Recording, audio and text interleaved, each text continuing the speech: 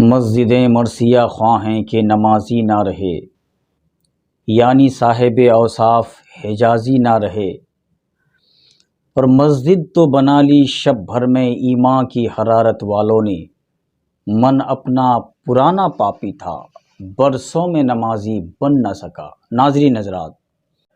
یوں تو نماز پڑھنے والے بے شمار لوگ ہیں، لیکن اس کی لذت اور چاشنی سے بہرامند وہی لوگ ہیں جنہوں نے اس کے اسرار و رموز کو سمجھا اور سمجھنے کی کوشش کی، اور اصول ظاہر کے ساتھ مطابقت قلب کی کیفیت کا نام بھی ہے۔ اور یہ کیفیت اسی وقت حاصل ہوگی جب کہ ہم نماز میں کھڑے ہونے کے ساتھ ساتھ یہ تصور کر لیں کہ ہم کہاں کھڑے ہیں، دل حاضر کر لیں، عقل کو بیدار کر لیں اور ہوش درست کر لیں، کہاں گنہگار و مجرم، کہاں بادشاہ حقیقی کا دربار، مولا سامنے ہے اور غلام کی حضوری عطا فرمائی ہے، رب کریم کی طلب پر حاضری نصیب ہوئی ہے، اور وہ بھی اپنے لیے نہیں، میری فلاح و صلاح کے لیے حاضری بخشی ہے۔ قصد و جبر کے ساتھ خوب تصور کو جمع کرنے کی کوشش کرے۔ یہ تصور ہو کہ سامنے خدا ہے اور سر پر موت کا فرشتہ، شاید یہ آخری نماز ہے، اس کے بعد پھر ہمیں دوسری نماز پڑھنے کا موقع نہ ملے، گویا ہم رب کو دیکھ رہے ہیں، اور اگر اتنا بھی نہ ہو سکے تو اتنا ضرور ہو کہ رب ہمیں دیکھ رہا ہے۔ خیالات اور وسوسے اور بہکی باتیں، بھولی بسری یادیں سب سامنے آئیں گی، ہرگز انہیں دل میں جگہ نہ دیں، سب کو جھٹک دیں۔ گندے خیالات اور برے وسوسے جب زیادہ آنے لگے اور ساتھ نہ چھوڑے تو بائیں پہلو پر اعوذ باللہ من الشیطان الرجیم، میں اللہ کی پناہ مانگتا ہوں مردود شیطان سے، پڑھ کر تھو تھو کر دیا کریں۔ اس شیطان کا نام خضب ہے جو وسوسہ ڈالتا رہتا ہے۔ کچھ دنوں کے ایسا کرنے سے شیطانی وسوسے اور خیالات بد پر قابو پایا جا سکتا ہے۔ نیت کے بعد تکبیر تحریمہ، اللہ اکبر، اللہ سب سے بڑا ہے کہتا ہوا اللہ کی بڑائی کا تصور کریں، گویا بندہ سراپا غلامی کے انداز میں مولا کے سامنے دست بستہ کھڑا ہے، مخلوق و دنیا کا ستایا ہوا، شیطان و نفس سے بد کا مارا ہوا، ہر در کا ٹھکرایا ہوا، نامراد اور ناشاد بندہ در مولا پر کرم کی بھیک مانگنے آ پہنچا ہے۔ پھر ثنا پڑھ کر بادشاہ حقیقی کی ثنا کی جائے، اعوذ باللہ پڑھ کر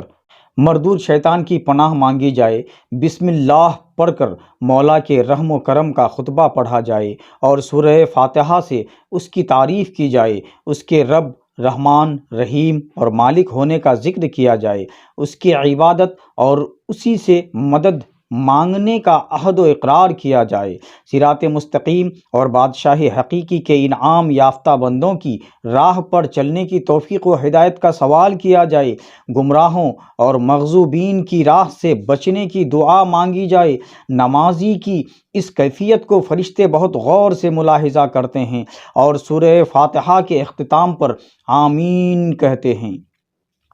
لہٰذا اس کی آمین کے ساتھ ہم بھی اپنے آمین کو شریک کر لیں، یعنی ہم بھی آمین کہیں۔ ثنا، اعوذ باللہ، بسم اللہ اور الحمدللہ میں بندہ اپنے مالک حقیقی سے یہ سب کچھ مانگتا ہے، لہٰذا ان سب کے معنی یاد کر لینا ضروری ہے۔ اس سے دل کو حاضر کرنے میں بڑی مدد ملتی ہے، کیونکہ عرض کرنے والے کو معلوم ہونا چاہیے کہ وہ مالک سے کیا کیا مانگ رہا ہے اور اس کی شان میں کن کن الفاظ کے ساتھ مخاطب ہے۔ اس سے نماز میں خشوع و خضوع بھی پیدا ہو جاتا ہے۔ اکثر نمازوں میں پڑھے جانے والے سوروں کے ترجمے اور تشریحات ذہن نشی کر لیں، اس سے نماز کا لطف آتا ہے اور کسی حد تک ذہن منتشر ہونے سے محفوظ رہتا ہے۔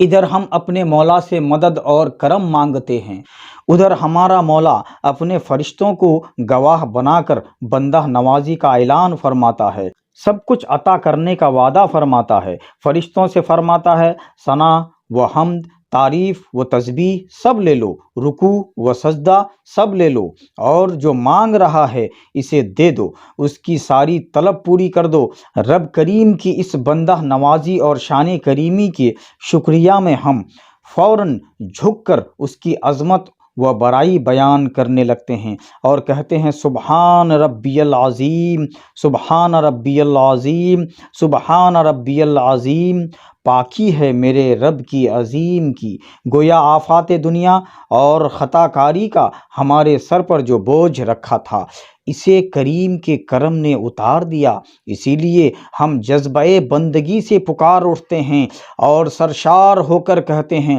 سمیع اللہ لمن حمیدہ، اللہ نے اس کی سن لیا جس نے اس کی تعریف کی۔ پھر اسی کی طرف دل و دماغ لگا کر کھڑے ہوتے ہوئے کہتے ہیں ربنا لک الحمد۔ رکوع تو آدھا ہی جھکنا تھا، غلامی اور بندگی کی فطرت اب بیدار ہوتی ہے اور اپنی سب سے بلند جگہ پیشانی کو اپنے بلند و بالا آقا و مولا کے حضور ٹیک کر اپنی عاجزی اور انکساری، لاچاری و مجبوری کا اقرار کر کے سبحان ربی الاعلی، سبحان ربی الاعلی، سبحان ربی الاعلی، پاکی ہے میرے بلند رب کی تسبیح سے شان غلامی کی لذت روحانی حاصل کرتے ہیں۔ نماز کیا ہے؟ بندگی اور غلامی کا اظہار کا عملی ثبوت ہے۔ مولا میں درجہ بدرجہ ترقی کا روحانی زینہ ہے۔ رزق کی فراوانی، عمر کی زیادتی، باطن کی صفائی، قلب کا سکون، نفس کشی، احترام کعبہ، روح صوم، جان و زکوٰۃ، عبادت الہی، رسول اللہ صلی اللہ تعالیٰ علیہ وسلم کی آنکھوں کی ٹھنڈک، اندھیری قبر کا چراغ، ذریعہ نجات، اطاعت رسول صلی اللہ تعالیٰ علیہ وسلم اور مومنین کی معراج ہے۔ یاد رکھیے، اصول و معرفت کی راہ میں حضوری قلب والی نماز کے بغیر ترقی و کامیابی کا تصور وقت کا ضائع کرنا ہے۔ نماز میں ہمارا اتنا ہی حصہ ہے جتنی دیر ہمارا عدل حاضر رہے، ہمارا دل و دماغ حاضر رہے۔ ضائع ہونے والی نمازیں منہ پر مار دی جائیں گی۔ نماز میں عظیم الشان بارگاہ کی حاضری ملحوظ رہے۔ بزرگوں اور بڑوں کے سامنے ہم کتنے ادب و احترام سے حاضر ہوتے ہیں، سکھانے کی ضرورت نہیں پڑتی، لیکن یہاں تو سارے بزرگوں سے بزرگ تر، سارے بادشاہوں کے بادشاہ مطلق اور سارے مالکوں کے مالک حقیقی کے سامنے ہم کھڑے ہیں۔ لہٰذا اس عظیم الشان بلند و بالا بارگاہ میں کس قدر عاجزی، انکساری اور ادب و احترام کے ساتھ ہمیں حاضر ہونا چاہیے، ہم خود اس کو سوچیں اور اس پر عمل کریں۔ اپنے باطن میں تصورات اور خیالات کو جمائیں، گویا ہم اپنے رب کے ساتھ ساری باتیں کر رہے ہیں، نہ کسی کو دکھانے، نہ کسی کو بتانے، نہ کسی کو رکوع و سجود گنانے کا ارادہ رکھیں۔ ساری توجہ صرف اور صرف رب کائنات کی طرف ہے اور نماز صرف اسی کی رضا اور خوشنودی کی حاضر ہو، نیز یہ نماز و سجدہ بھی اسی کی توفیق سمجھے، ورنہ ہم میں طاقت کہاں بے توفیق الہی اس کی بارگاہ میں ایک سجدہ بھی کر سکیں۔ الغرض ہماری نماز جتنا دھیان، گیان، توجہ اور لگن سے ادا ہوگی، اتنا اس کا نور و سرور ہمارے اندر بڑھتا رہے گا۔ خوب غور سے امام کی تلاوت قرآن پاک سنیں اور اگر خود پڑھ رہے ہیں تو آہستہ آہستہ ایک ایک لفظ کو سمجھ کر پڑھیں۔ قیام و قعود، رکوع و سجود مکمل عاجزی کی حالت میں ادا کریں۔ اس میں جو تسبیحات پڑھی جاتی ہیں ان کے معنی اور مطالب میں غور و فکر کے ساتھ پڑھیں۔ قاعدہ میں اتحیات، درود ابراہیم اور دعائے معصورہ انتہائی اطمینان کے ساتھ سمجھ کر پڑھیں، گویا ہم تمام قولی، فعلی اور مالی عبادتوں کا تحفہ اپنے رب کے نذر کر رہے ہیں۔ رحمت و سلام کی ڈالی بارگاہ مصطفیٰ صلی اللہ تعالیٰ علیہ وسلم میں پیش کر کے اپنوں اور نیک بندوں کو شامل کر رہے ہیں، توحید و رسالت کی گواہی پیش کر رہے ہیں، سیدنا ابراہیم خلیل اللہ اور ان کی آل و اولاد پر درود بھیج رہے ہیں، اپنی اور اپنے ماں باپ، کائنات کے سارے مومن و مسلم مرد و عورت کو جو فوت ہو چکے ہیں اور جو زندہ ہیں، سب کے گناہوں کی مغفرت و بخشش کی بھیک مانگتے ہیں۔ نماز کیا ہے؟ کروڑوں اربوں گناہوں کی بخشش و نجات کا سامیانہ ہے۔ نماز میں ہمارے دلوں میں جب ایسی کیفیت پیدا ہوگی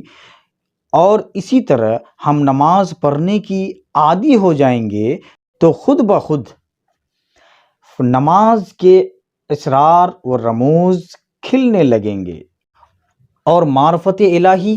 حاصل ہوتی رہے گی۔ من جدہ وجدہ، جس نے کوشش کی